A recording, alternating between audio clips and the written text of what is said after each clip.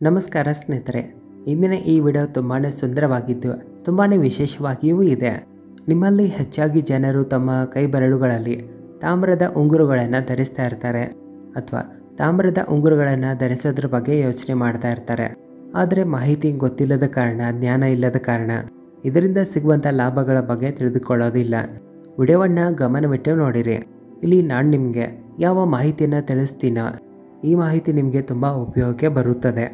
ತಾಮ್ರವನ್ನು ನಾವು ಆಂಗ್ಲದಲ್ಲಿ ಕಾಪರ್ ಅಂತೀವಿ.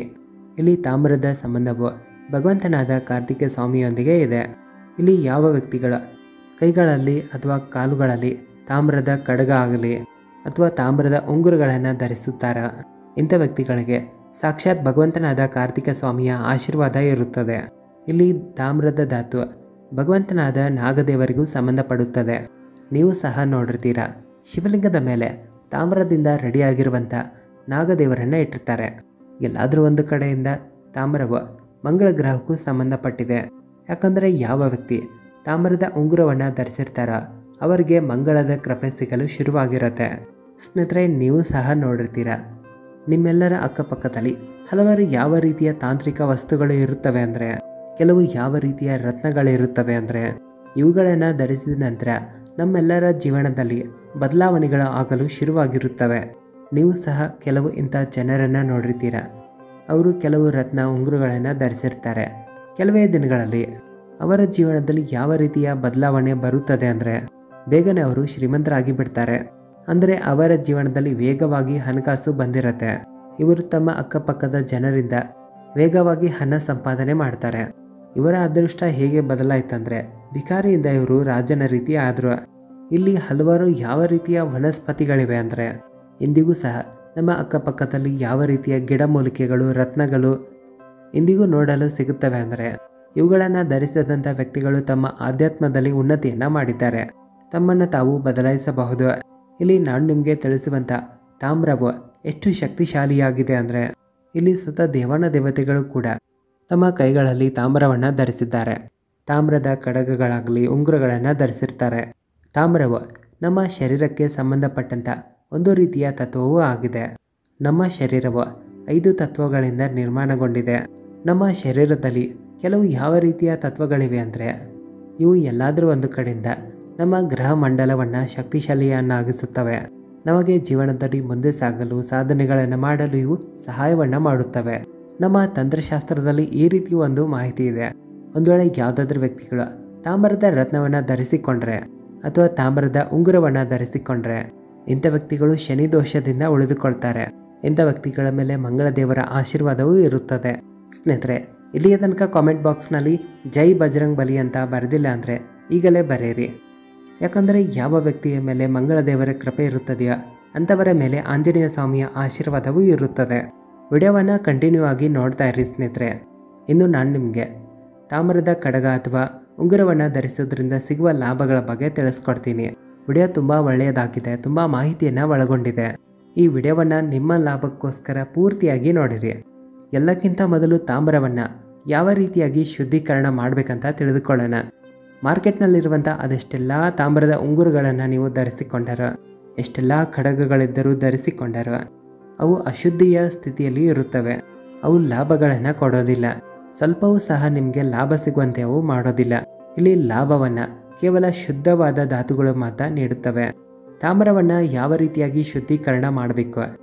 ತಾಮ್ರವನ್ನು ಶುದ್ಧ ಮಾಡಲು ನಮ್ಮ ಆಯುರ್ವೇದ ಶಾಸ್ತ್ರದಲ್ಲಿ ಒಂದು ಪದ್ಧತಿಯನ್ನು ತಿಳಿಸಿದ್ದಾರೆ. ಇಲ್ಲಿ ತಾಮ್ರವನ್ನು 24 ಗಂಟೆಗಳ ಕಾಲ ನಿರ್ಗುಂಡಿ ಸಸ್ಯದ ರಸದಲ್ಲಿ ಅದನ್ನು ಮುಳುಗಿಸಿ ಇಡಬೇಕು. ಇಲ್ಲಿ ನೀವು ನಿರ್ಗುಂಡಿ ಸಸ್ಯದ ಎಲೆಗಳಿಂದ ರಸವನ್ನು ತೆಗೆಯಬೇಕು. ಅದರಲ್ಲಿ 24 ಗಂಟೆಗಳ ಕಾಲ ತಾಮ್ರವನ್ನು ಮುಳುಗಿಸಿ ಇಡಬೇಕು. 24 ಗಂಟೆಗಳ ಕಾಲ ತಾಮ್ರ ಇದರಲ್ಲಿ ಇರುವ ಕಾರಣ ತಾಮ್ರದಲ್ಲಿ ಅದೆಷ್ಟೆಲ್ಲ ಅಶುದ್ಧಿಗಳಿರುತ್ತವೆಯೋ, ಅದೆಷ್ಟೆಲ್ಲ ನಕಾರಾತ್ಮಕ ಶಕ್ತಿಗಳಿರುತ್ತವೆಯೋ ಅವೆಲ್ಲವೂ ನಾಶ ಆಗಿ ಹೋಗುತ್ತವೆ. ನಂತರ ತಾಮ್ರವು ಶುದ್ಧಿಯಾಗುತ್ತದೆ. ಶುದ್ಧ ತಾಮ್ರವನ್ನು ನೀವು ಧರಿಸಿಕೊಂಡರೆ ಜೀವನದಲ್ಲಿ ಬದಲಾವಣೆಗಳು ಬರುತ್ತವೆ. ಎಲ್ಲ ಬಗೆಯ ಲಾಭಗಳು ಸಹ ನಿಮಗೆ ಸಿಗುತ್ತವೆ. ಇಲ್ಲಿ ತಾಮ್ರದ ಉಂಗುರ ಅಥವಾ ಕಡಗವನ್ನು ಯಾರು ಧರಿಸಬೇಕು? ಯಾರಿಗೆಲ್ಲ ರಕ್ತಕ್ಕೆ ಸಂಬಂಧಪಟ್ಟಂತಹ ಸಮಸ್ಯೆಗಳು, ರೋಗಗಳು ಇರುತ್ತವೆಯೋ, ಕೆಲವರಿಗೆ ಚರ್ಮಕ್ಕೆ ಸಂಬಂಧಪಟ್ಟಂಥ ಸಮಸ್ಯೆಗಳು ಇರುತ್ತವೆ. ಇಂಥ ಜನರು ತಾಮ್ರದ ಕಡಗ ಅಥವಾ ಉಂಗುರವನ್ನು ಧರಿಸಬೇಕು. ಆಗ ಇಂಥ ವ್ಯಕ್ತಿಗಳಿಗೆ ಇರುವಂಥ ರಕ್ತಕ್ಕೆ ಸಂಬಂಧಪಟ್ಟಂಥ ರೋಗಗಳು ದೂರ ಆಗುತ್ತವೆ. ರಕ್ತದಲ್ಲಿ ಯಾವುದಾದ್ರೂ ಪ್ರಕಾರದ ದೋಷಗಳಿದ್ದರೂ ದೂರ ಆಗುತ್ತವೆ. ಒಂದು ವೇಳೆ ನಿಮ್ಮ ರಕ್ತ ಏನಾದರೂ ಕೆಟ್ಟಿದ್ದರೆ, ನಿಮಗೆ ಡಿಪ್ರೆಷನ್ ಅಥವಾ ತಲೆನೋವ್ತಾ ಇದ್ದರೆ, ಇಂಥ ಸ್ಥಿತಿಯಲ್ಲಿ ನೀವು ತಾಮ್ರದ ಉಂಗುರವನ್ನು ಧರಿಸಿಕೊಂಡ್ರೆ ತಲೆನೋವು ಕಡಿಮೆ ಆಗುತ್ತದೆ.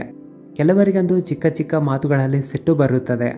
ನಿಮ್ಮ ಸಿಟ್ಟು ದೂರ ಆಗಲಿ ಅಂತ ಇಷ್ಟಪಡ್ತಾ ಇದ್ದರೆ, ನಿಮ್ಮ ಮನಸ್ಸಿಗೆ ಶಾಂತಿ ಸಿಗಲಿ ಅಂತ ಇಷ್ಟಪಡ್ತಾ ಇದ್ದರೆ, ಇಲ್ಲಿ ನೀವು ತಾಮ್ರದ ಖಡ್ಗ ಅಥವಾ ತಾಮ್ರದ ಉಂಗುರವನ್ನು ಶುದ್ಧೀಕರಣ ಮಾಡಿ ಧರಿಸಿಕೊಳ್ಳಿರಿ.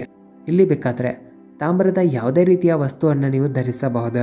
ತಾಮ್ರದ ತಾಯಿತ ಇರಲಿ, ತಾಮ್ರದ ಸರ ಇರಬಹುದು. ಇಲ್ಲಿ ನಿಮ್ಮ ಮನಸ್ಸು ಪೂರ್ತಿಯಾಗಿ ಶಾಂತವಾಗುತ್ತದೆ.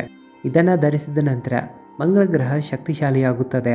ಆಂಜನೇಯ ಸ್ವಾಮಿಯ ಕೃಪೆ ಕೂಡ ಸಿಗುತ್ತದೆ. ಇಲ್ಲಿ ಯಾರು ಭೂತ ಪ್ರೇತದಂಥ ಅಲೌಕಿಕ ಶಕ್ತಿಗಳಿಂದ ತೊಂದರೆಯಲ್ಲಿ ಇರ್ತಾರೋ ಇಂಥ ಜನರು ಆಂಜನೇಯ ಸ್ವಾಮಿಯ ಕೃಪೆಯನ್ನು ಪಡೆದುಕೊಳ್ಳಲು ಇಷ್ಟಪಡ್ತಾ ಇದ್ದರೆ ಇಲ್ಲಿ ನೀವು ತಾಮ್ರದ ಉಂಗುರವನ್ನು ಧರಿಸಬಹುದು. ಆದರೆ ಇದನ್ನು ಹೇಗೆ ಧರಿಸಬೇಕಂತ ಎಲ್ಲಕ್ಕಿಂತ ಮೊದಲು ತಿಳಿದುಕೊಳ್ಳಿರಿ. ಇಲ್ಲಿ ತಾಮ್ರದ ಉಂಗುರವನ್ನು ನೀವು 24 ಗಂಟೆಗಳ ಕಾಲ ಸಿಂಧೂರದಲ್ಲಿ ಮುಳುಗಿಸಿ ಇಡಬೇಕು. ಇದನ್ನು ನೀವು ಆಂಜನೇಯ ಸ್ವಾಮಿಯ ಹತ್ತಿರದಲ್ಲಿ ಇಡಬೇಕು. ಅಂದರೆ ಆಂಜನೇಯ ಸ್ವಾಮಿಯ ಮುಂದೆ ಒಂದು ಚಿಕ್ಕ ಬಟ್ಟಲನ್ನು ಇಡಬೇಕು. ಅದರಲ್ಲಿ ಸ್ವಲ್ಪ ತುಪ್ಪವನ್ನು ಹಾಕಿರಿ. ನಂತರ ಅದರಲ್ಲಿ ಸಿಂಧೂರವನ್ನು ಹಾಕಿ 24 ಗಂಟೆಗಳ ಕಾಲ ಆ ತಾಮ್ರದ ಉಂಗುರವನ್ನು ಅದರಲ್ಲಿ ಮುಚ್ಚಿ ಇಡಬೇಕು. ಇದು ಮಂಗಳವಾರ ಆಗಿರಬೇಕು. ನಂತರ ನೀವು ಉಂಗುರವನ್ನು ಧರಿಸಿರಿ. ಇಲ್ಲಿ ಸಾಕ್ಷಾತ್ ಆಂಜನೇಯ ಸ್ವಾಮಿಯ ಕೃಪೆ ನಿಮಗೆ ಸಿಗುತ್ತದೆ.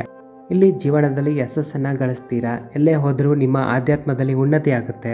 ಸಾಕ್ಷಾತ್ ಆಂಜನೇಯ ಸ್ವಾಮಿಯ ಕೃಪೆ ನಿಮ್ಮ ಮೇಲೆ ಇರುತ್ತದೆ. ಇದನ್ನು ಧರಿಸಿದ ನಂತರ ನೀವು ಶ್ರೀಮಂತರಾಗೋದನ್ನು ತಡೆಯಲು ಯಾರಿಂದಲೂ ಸಾಧ್ಯ ಆಗೋದಿಲ್ಲ. ಇಲ್ಲಿ ಇದರ ಮತ್ತೊಂದು ಉಪಾಯವನ್ನು ಹೇಳ್ತೀವಿ, ಕೇಳಿ.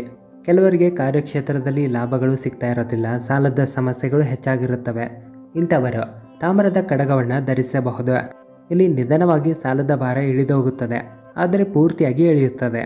ಇದನ್ನು ಧರಿಸಲು ಮತ್ತೊಂದು ಬೇರೆ ರೀತಿಯ ವಿಧಿ ಇದೆ. ಎಲ್ಲಕ್ಕಿಂತ ಮೊದಲು ತಾಮ್ರದ ಕಡಗ ಅಥವಾ ಉಂಗುರವನ್ನು ಮಾರ್ಕೆಟ್ನಿಂದ ನೀವು ತರಬೇಕು.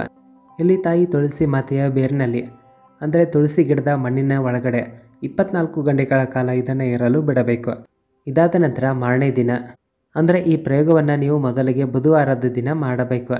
ಮಾರನೇ ದಿನ ಅಂದರೆ ಗುರುವಾರದ ದಿನ ನೀವು ಮುಚ್ಚಿರುವಂಥ ಕಡಗ ಅಥವಾ ಉಂಗುರವನ್ನು ತೆಗೆದುಕೊಂಡು ಶುದ್ಧವಾದ ನೀರಿನಿಂದ ತೊಳೆಯಿರಿ. ನಂತರ ಧೂಪ ದೀಪವನ್ನು ಇದಕ್ಕೆ ತೋರಿಸಿ ನೀವು ಧರಿಸಬೇಕು. ಇಲ್ಲಿ ತಾಯಿ ತುಳಸಿ ಮಾತೆ ಭಗವಂತನಾದ ವಿಷ್ಣುವನ್ನು ನೆನೆಯುತ್ತಾ ಇದನ್ನು ಧರಿಸಬೇಕು. 100ಕ್ಕೆ 100 ನಿಮಗೆ ಲಾಭ ಸಿಗಲು ಶುರುವಾಗುತ್ತದೆ. ಸ್ನೇಹಿತರೆ, ಇದರ ಇನ್ನೂ ಹಲವಾರು ರೀತಿಯ ಪ್ರಯೋಗಗಳು, ಲಾಭಗಳಿವೆ. ಅವುಗಳ ಬಗ್ಗೆ ಮುಂದಿನ ವಿಡಿಯೋದಲ್ಲಿ ನಿಮಗೆ ಯಾವಾಗಾದರೂ ತಿಳಿಸ್ಕೊಡ್ತೀವಿ. ವಿಡಿಯೋ ಇಷ್ಟ ಆದರೆ ಜೈ ಬಜರಂಗ್ ಬಲಿ ಅಂತ ಕಾಮೆಂಟ್ ಹಾಕಿ, ಚಾನಲ್ಗೂ ಕೂಡ ಸಬ್ಸ್ಕ್ರೈಬ್ ಮಾಡ್ಕೊಳ್ಳಿ. ಧನ್ಯವಾದಗಳು.